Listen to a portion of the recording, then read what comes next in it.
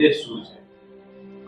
અમદાવાદ શહેરમાં મહિલાઓની સુરક્ષાને વધુ મજબૂત બનાવવા માટે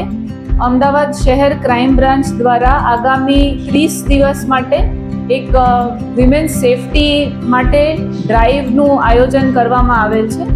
અને આ ડ્રાઈવના મુખ્ય ઉદ્દેશ છે કે જે અમદાવાદ શહેરમાં જાહેર જગ્યાઓ છે, જે બધી પબ્લિક પ્લેસીસ છે જ્યાં લોકોની અવરજવર વધારે હોય છે, ટ્રાફિક વધારે હોય છે, માર્કેટ પ્લેસીસ, પબ્લિક ટ્રાન્સપોર્ટ અને જ્યાં રાત્રિના સમયમાં, સાંજના સમયમાં જ્યાં મહિલાઓની અવરજવર પણ વધારે હોતી હોય છે, વધારે ક્રાઉડેડ એરિયાઝ હોય છે, આ તમામ એરિયાઝમાં અમે આ ડ્રાઈવનું આયોજન કરવામાં આવે છે. આ ડ્રાઈવનો મુખ્ય ઉદ્દેશ્ય એ છે કે જાહેરમાં ગેરશિસ્તનું વર્તન, કોઈ પણ જાતની પબ્લિક ન્યુસન્સ કે ઉપદ્રવ જે કરતા હોય છે એવા અસામાજિક તત્વોને ટાર્ગેટ કરવામાં આવશે અને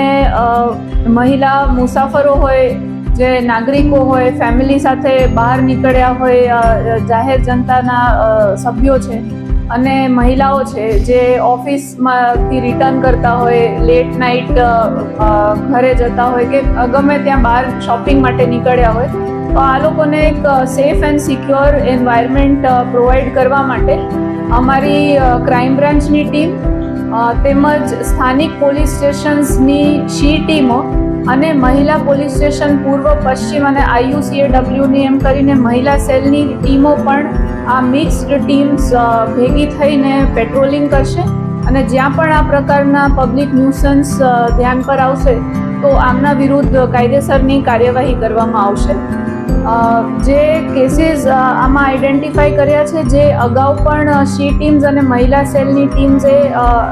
એપ્રોક્સિમેટલી 20 જેટલા કેસીસ જીપી એક્ટ 110, 117 અંતર્ગત દાખલ કર્યા છે અને આ ઉપરાંત ભારતીય ન્યાય સંહિતાના સેક્શન 270 અંતર્ગત પણ પબ્લિક ન્યુસન્સના કેસીસ આમાં કરવામાં આવશે. જ્યાં બેગિંગના પણ ધ્યાન પર આવશે કે અનનેસેસરી ટ્રાફિકમાં કોઈ પણ પ્રકારની હિન્ડ્રન્સ કે ઓબ્સ્ટ્રક્શન ક્રિએટ કરતા એવા તત્વો પણ મળી આવશે તો એમના અગેન્સ્ટમાં જુવેનાઇલ જસ્ટિસ એક્ટની કલમ અંતર્ગત પણ ગુના દાખલ કરવામાં આવશે.